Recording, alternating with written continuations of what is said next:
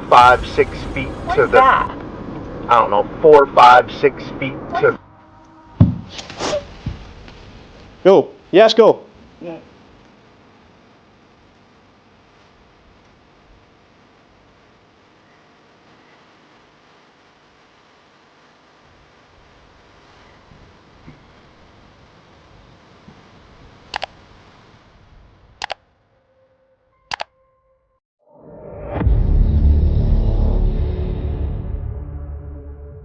The deeper people go into isolated wilderness, the stranger things can become. Unexplained creatures appear where no one should be, while distant screams and movement in the trees suggest something massive may be watching nearby. But if legends were real, would you want to find out? In January 2019, near Mount Diablo in Northern California, a man and his friend took their motorbikes out to inspect a remote trail hidden deep within the rugged hills. But before attempting the ride, he decided to walk the path alone, first making sure the terrain ahead was not too dangerous or too difficult for the bikes. The trail was completely silent. There was no wind, no people, and no voices, only the sound of his boots pressing against the dirt as he moved deeper into the wilderness. Then he noticed something ahead. Well, doesn't look too bad. Dude, what?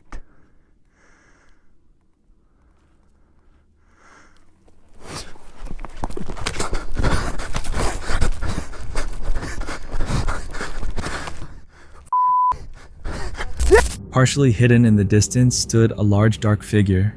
At first it did not move. It simply remained there facing him. The man stopped trying to understand what he was looking at. The figure appeared tall, broad, and strangely motionless against the hills. For several tense seconds, neither of them moved. Then slowly the figure turned and disappeared into the brush. That was enough. Fear took over, and the man immediately turned around and ran back down the trail toward his friend, desperate to leave the area as quickly as possible. Even now, he still cannot fully explain what he saw near Mount Diablo. Maybe it was simply someone else out in the wilderness, or maybe it was something stranger. But if you were alone on that trail and saw a figure watching you from the brush, would you keep walking?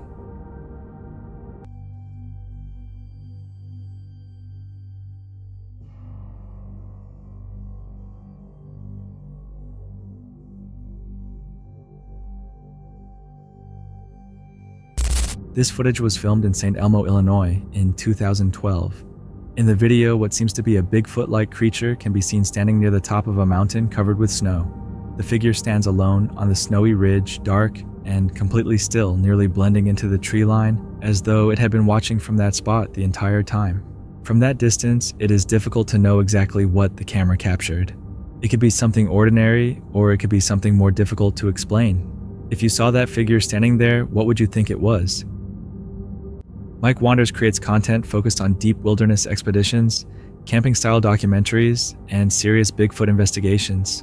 His videos often feel highly immersive, with many centered around unusual encounters and possible evidence discovered in remote areas. In this video, Mike shares a series of vocalizations said to have come from Chris Bindernagel, the son of respected Bigfoot researcher Dr. John Bindernagel. The audio was recorded in 2015 deep in the wilderness, and many people who have listened to it say the sounds are not easy to compare with anything familiar.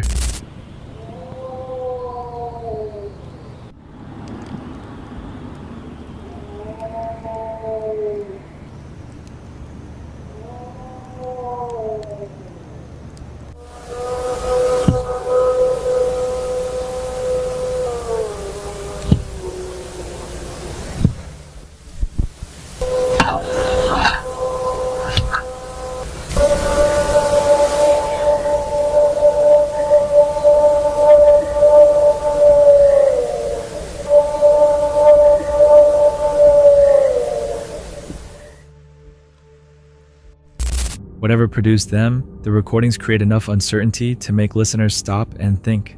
If you heard those sounds alone in the forest, would you believe they came from a normal animal?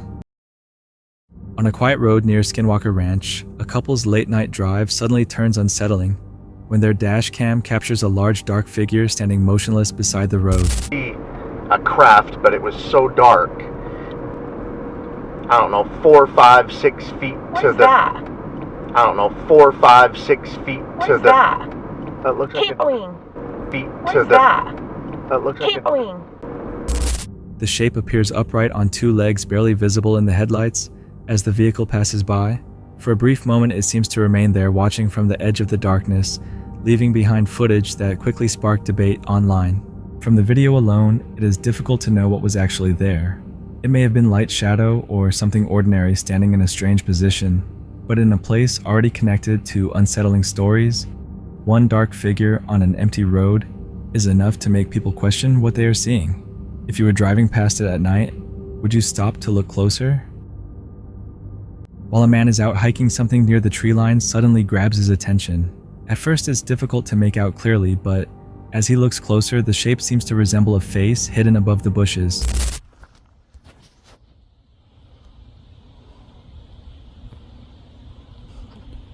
Seriously?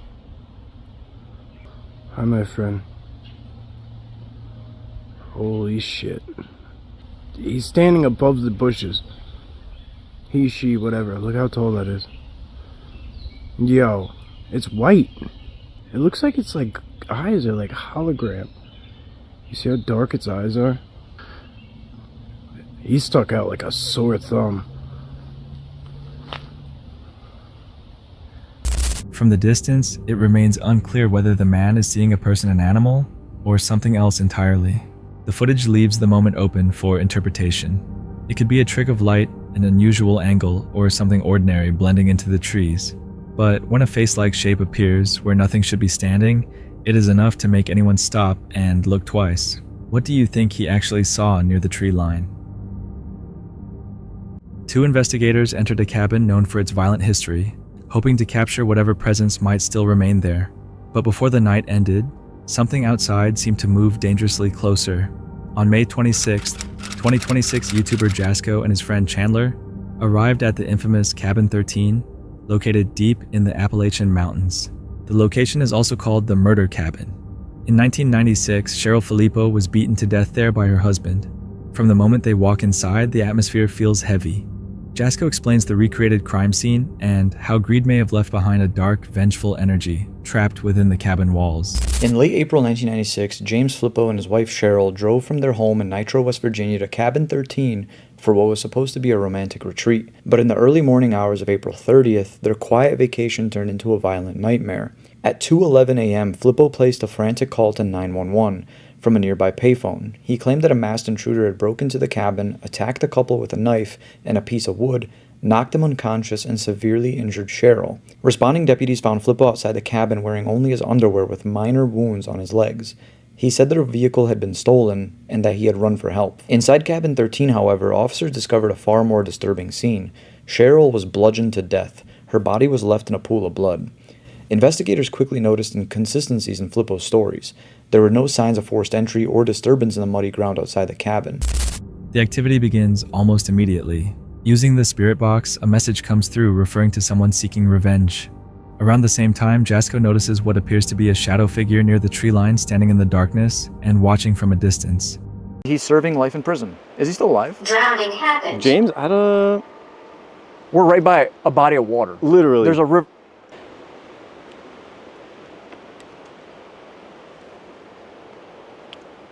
Swear to God, I thought I just saw someone standing there for a second, then it was gone. Was that a human, or was that... Yeah. Who's down there?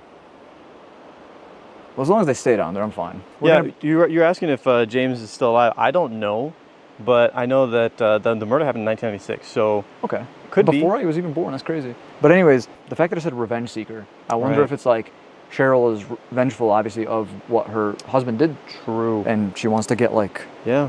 Later around 2 a.m., Jasko walks alone toward the dirt road nearby. The area is completely silent.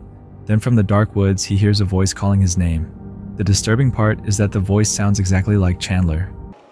Okay, so Chandler needed his headphones and I needed, Chandler?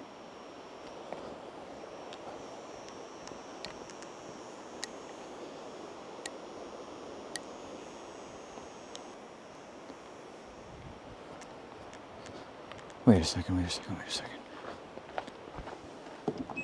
I was gonna say, I'm gonna call him real quick. I don't have service. Bro. Chandler. No. Why did they want me to go to the road? Why did they want me to go to the road? I have chills right now. No. Okay.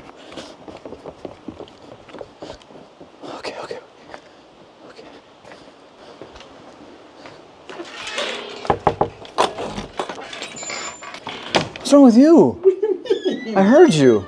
Where? Down the fucking drill. Don't do that shit. What are you talking about? You called my name. No. What do you mean? I just got set up with all my stuff.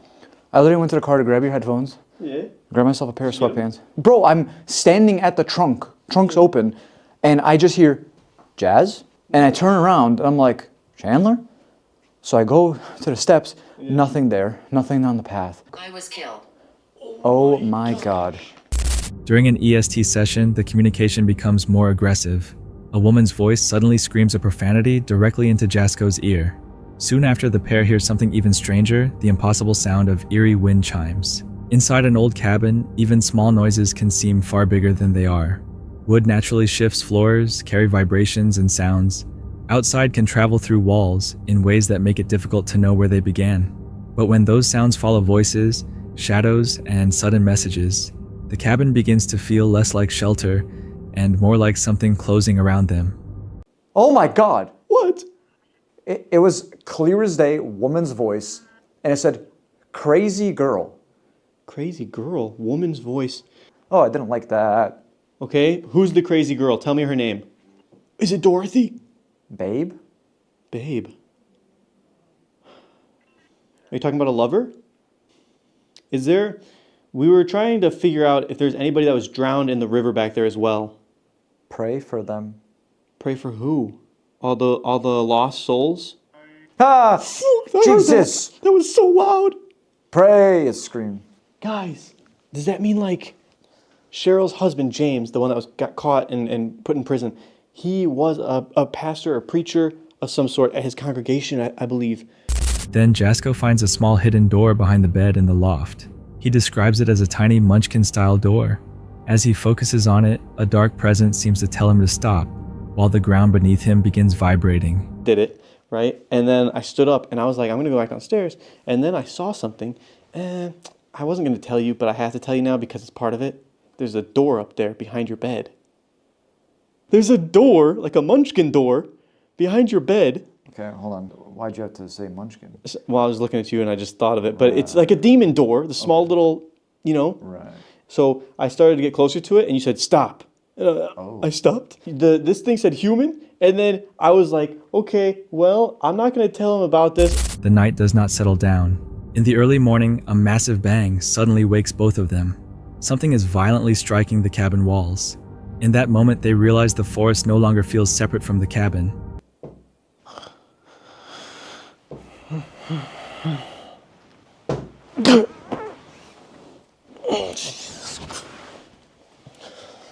Jess.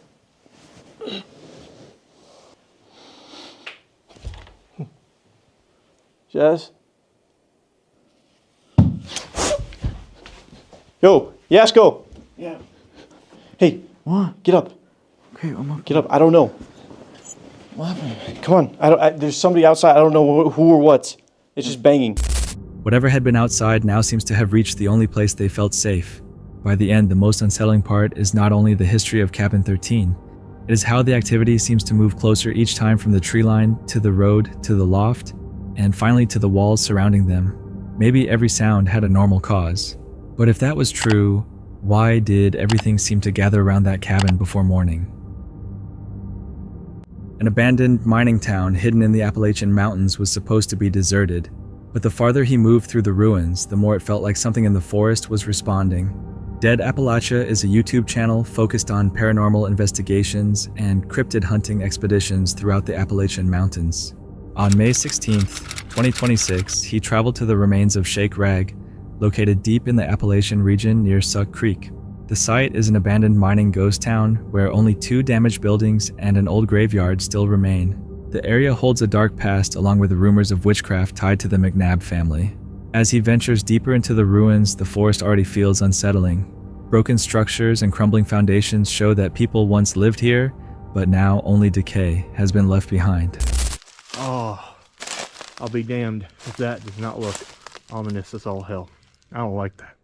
Alright, here's our first building structure that we're going to explore. What is this?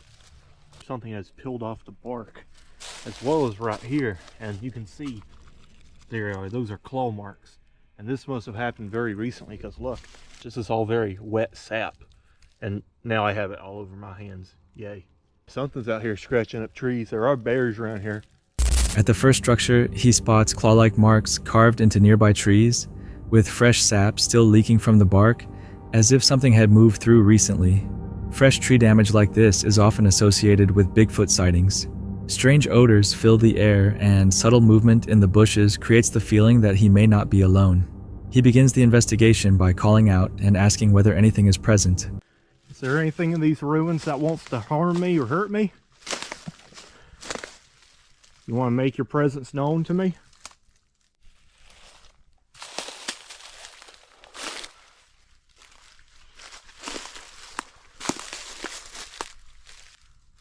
Catching something here. Oh, there he is again. You see that? Here, 1 second though. Something weird just caught my eye. There's a fucking children's toy right here.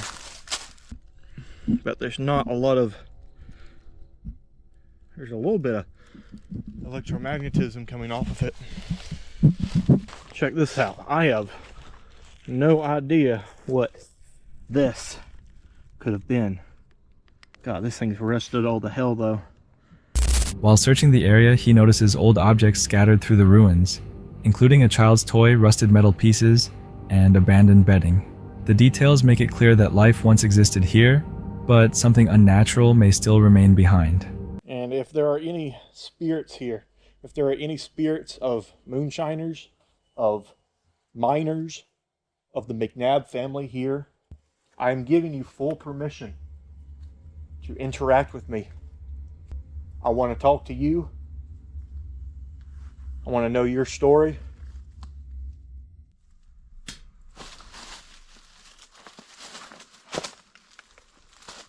There was, oh shit, most certainly a knock right here. Yeah, that was a knock, all right. Almost immediately, responses begin coming through. Knocking sounds echo across the ruins. As he asks direct questions, the responses seem to continue, almost as if something is reacting to him. The atmosphere changes when he mentions witches, and the responses become stronger and increasingly unsettling. Then, without warning, something begins moving somewhere nearby in the forest. That detail adds a faint cryptid element to the case, but nothing clearly appears on camera. Are you a witch that lived here in Sut Creek that's here right now?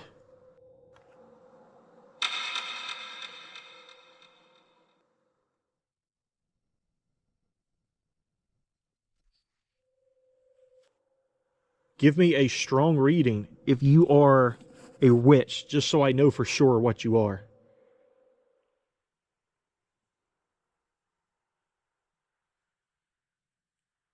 All right.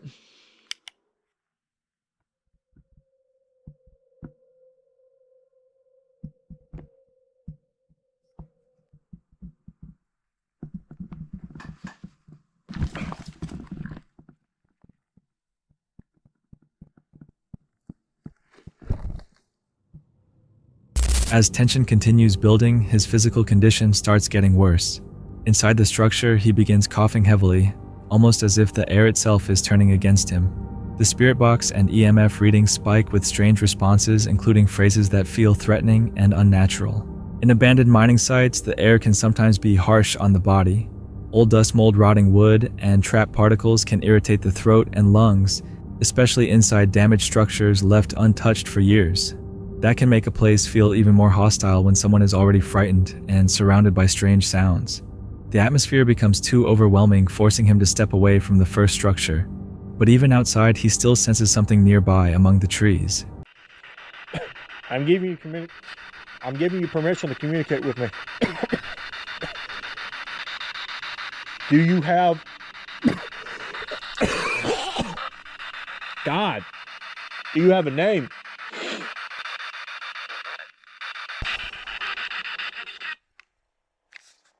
All right, that thing just said, "You're dead." I'm pretty sure.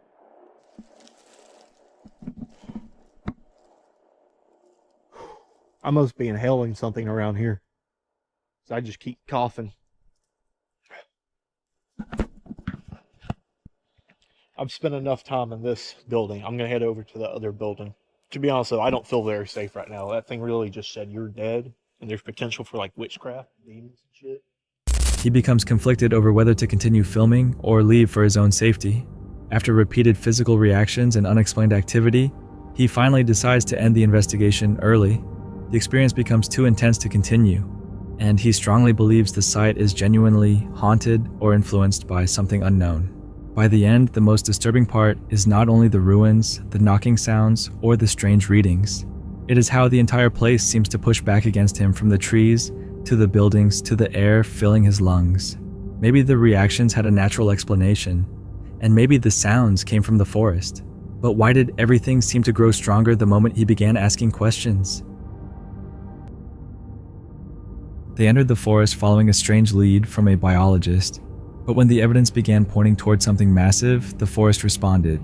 YouTuber Graphnix and his crew traveled into northern Ontario, as in a video uploaded on June 29, 2022, after receiving information from an anonymous biologist. According to the researcher, he had encountered a legendary Yeti while being followed by a mysterious organization operating in the area. Okay, this road is like... God. Oh my lord, that was a big one. Where are you taking us, bro? Yep. Holy moly, we're in the middle of nowhere. Don't look at me, man. like Nick is the literally in one the middle telling me nowhere. to go here. Right? Here comes another freaking pothole. Here we go. Go, Michelle! Oh! The cabin stood at the end of a damaged road filled with potholes, surrounded by quiet forest and total isolation. Inside, the crew found research files and photographs showing a huge creature covered in white fur, but the biologist who had collected the material was nowhere to be found, as if he had disappeared into the wilderness. Oh, it's where we are. Is it a map? Dude, look at these photos. This is where we are right now. Wait, is it? What? Yeah, Northern Ontario, right here. He mentioned to us that he took a huge, and he broke it down into 3 zones that are most likely to have Bigfoot there based on all of his research. So this is us. Whoa. Right here. At the site, Graphnix discovered a 17-inch footprint along with written notes, describing the creature as aggressive and extremely territorial. In the wild, large animals often leave signs to mark territory-worn rivals or establish control over an area. A massive footprint, damaged trees, and repeated sounds in the same location can make people wonder whether something is simply passing through or protecting its ground. Then the situation changed. The back door suddenly swung open toward the darkness, and a low, rough moan came from the tree line. Oh, shh. What was that? No. Wait. Dude, okay, let's get back inside. That was no bear. That was no. Dude, that had to have been Bigfoot. What the hell was that? Dude, you all heard that, right? That couldn't have been a wolf, or couldn't have been a damn bear, couldn't have been anything. That had to have been Bigfoot. Like, that was clearly a call. Let's not get ahead of ourselves. That could have been anything. Okay. I mean, okay, I will say it's possible that because we just saw this, we're kind of like, Bigfoot, but Exactly. I'm a little skeptical that was a normal animal way here. All I'm saying is these photos isn't good enough for me to just believe right away that there's this thing in the forest. But we just heard the noise. Like, what more do you need to... We've been in forests all the time. We've heard crazy noises all the time. The team tried calling out into the woods, hoping something would respond. Instead, a loud, forceful roar came back almost immediately. It sounded controlled, almost aware. The crew rushed back inside as the ground seemed to shake around them. Later, they moved into a valley where trees had been snapped or damaged nearly 9 feet above the ground. A fresh trail of blood led them toward a clearing covered with bones, making it seem like a dangerous predator could still be nearby. So this is exactly what I was talking about. Just the bark here is stripped off. And the reason that is from something knocking on it. Doing it up here would be too much for me, but like a creature that was 8, 9 feet tall. Philip, do you see this? Oh, wait a minute. There's like uncovered Indent here. and there's another one here. Okay, wait. Okay, so look how wide my stance is, all right? Maybe like his foot, watch, slid And then it's literally right next to the bent freaking branch there. Okay, let's try some knocks again and see if we get anything back.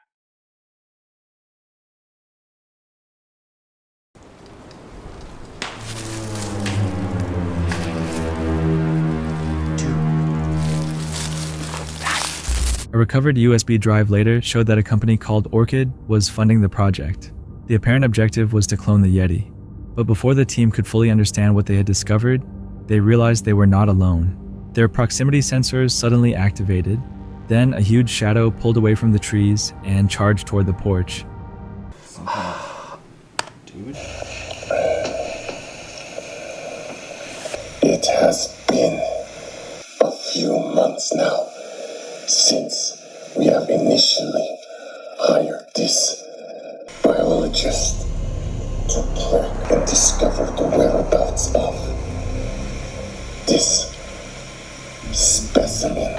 It has come to my attention that based on the results presented by this doctor. The crew ran toward their vehicle in panic, while a corporate agent was attacked somewhere in the brush. They escaped the valley at high speed, leaving behind the cabin, the research, and the unanswered mystery of what was really out there. Dude, he's trying to get in, man. Dude, listen, you guys pack it up. You guys are gonna go out the back to the car. I'm gonna distract it and make sure it stays at this front door, okay? I'm gonna distract it. Just grab it and go, okay? Come on, get in. Oh you want in, right? Oh my god. Come on. No, we don't want in. No one want in. You got the picture? You got the blood sample? Guys, go now, okay? Get to the car. I'll be right behind you guys. Hurry up. Got everything? Yeah, go. Let's go.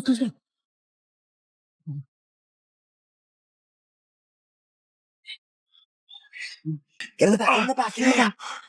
Oh my god, you good? Some viewers believed the encounter felt real, while others said the video looked staged.